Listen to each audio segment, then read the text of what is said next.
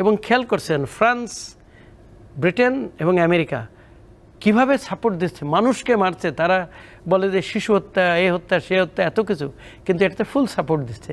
এর পিছনে তাদের ধর্মীয় অনুভূতিটা কাজ করে।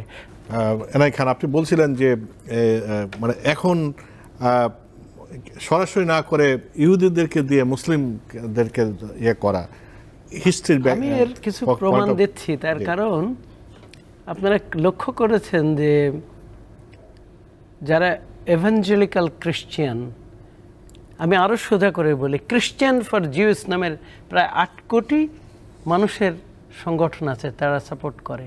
তারা খ্রিস্টিয়ান এবং তাদের সাথে জিউসদের সারা জীবনের একটা দ্বন্দ্ব থেকেছে।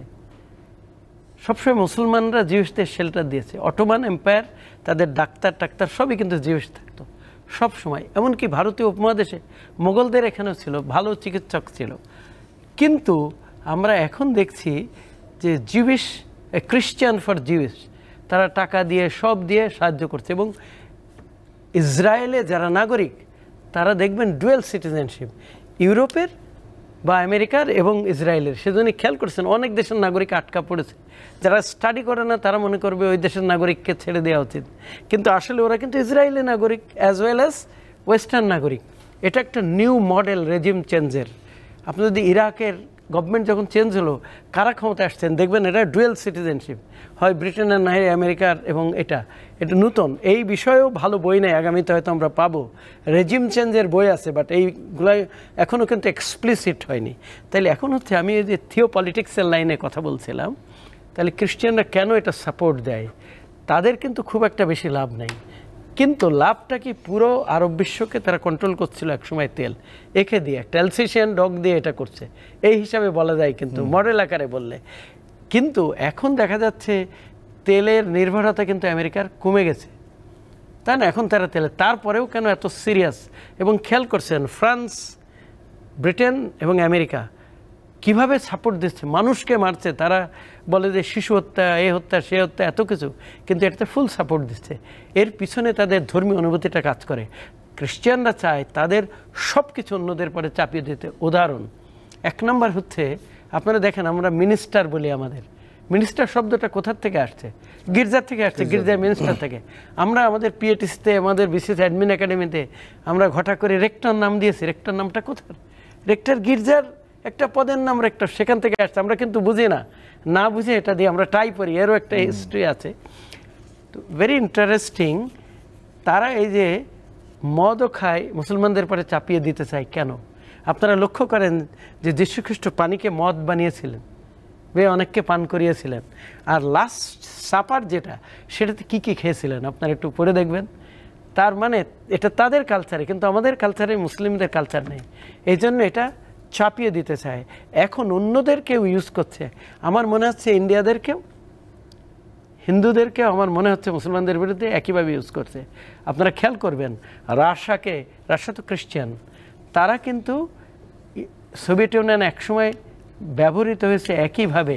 তারা ইসরায়েলকে প্রথম সাপোর্ট দিয়েছে কিন্তু তারা, এবং তারা কিন্তু ইরানের যে সাম্রাজ্য তারা ধ্বংস করেছে। প্রফেসর সাহেব বললেন একটা ভেরি ইন্টারেস্টিং পয়েন্ট। আপনারা খেয়াল করবেন হজরত ওমরকে কে হত্যা করছে, কেন হত্যা করেছিল? সে বলছে তুমি আমাদের দেশটা ধ্বংস করে দিয়েছ। সেই দাস যুদ্ধবন্দী তার কে ছিল? সে ইরানি। ইরানের সাথে একটা কালচারাল কিন্তু সংঘর্ষ। ইরানিরা মনে করে আরবে আনকালচার, যদিও তারাও অনেক পুরনো সিভিলাইজেশন। সুতরাং এটা কিন্তু এটা একটা কালচারাল কিন্তু আছে, যদিও পরবর্তীকালে ইসলাম গ্রহণ করেছে, কিন্তু আরবদের কিন্তু ওইভাবে গ্রহণ করতে পারেনি। মনে রাখতে হবে আরবরা কিন্তু ভারতে এসেও বিয়ে শাদী করছে এখান থেকে, কিন্তু ইরানিদের খুব কম। তখন ইরানিরা একটু নাকুচু। তাদের সাম্রাজ্য ছিল মিশর পর্যন্ত, তাদের টার্কিও তাদের আন্ডারে ছিল, যেটা সাইরাসের সময়, তারপরে তার জেরেক্সিসের সময়, আর্টাজেরেক্সিসের সময়, এদের সময় কিন্তু এমনকি দারিউসের সময় মিশরের সুদান পর্যন্ত ছিল।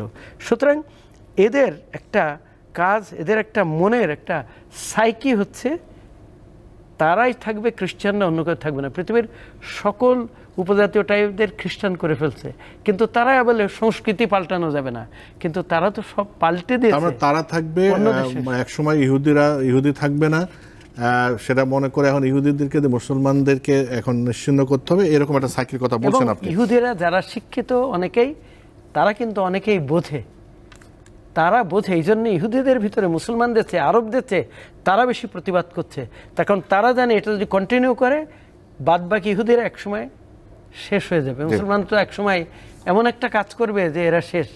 আরেকটা উদাহরণ দিয়ে আমি শেষ করব, যদি তাই না হবে তাহলে তো তাদের আগে উত্তর কোরিয়াকে শেষ করে দেওয়ার কথা, কিন্তু লিবিয়া শেষ করেছে, কেন করলো? ইরাক শেষ করেছে, কেন করলো? বুশ তো নিজে বলছে আমার বাবাকে, ড্যাডকে মারতে চেয়েছে সাদ্দাম হোসেন। কিন্তু আরেকটা বই আছে আল বারাদির, এজ অফ ডিসিপশন, এটাও পড়বেন। আমরা সবাই সাদ্দামকে বলি যে সাদ্দাম ডিক্টেটর এটার জন্য করছে, কিন্তু ওইটাতে বলছে সাদ্দাম হোসেন তার সাথে যখন সাক্ষাৎ করছে তখন বলছে দেখো আমি যাই করি ওরা মারবেই। জি।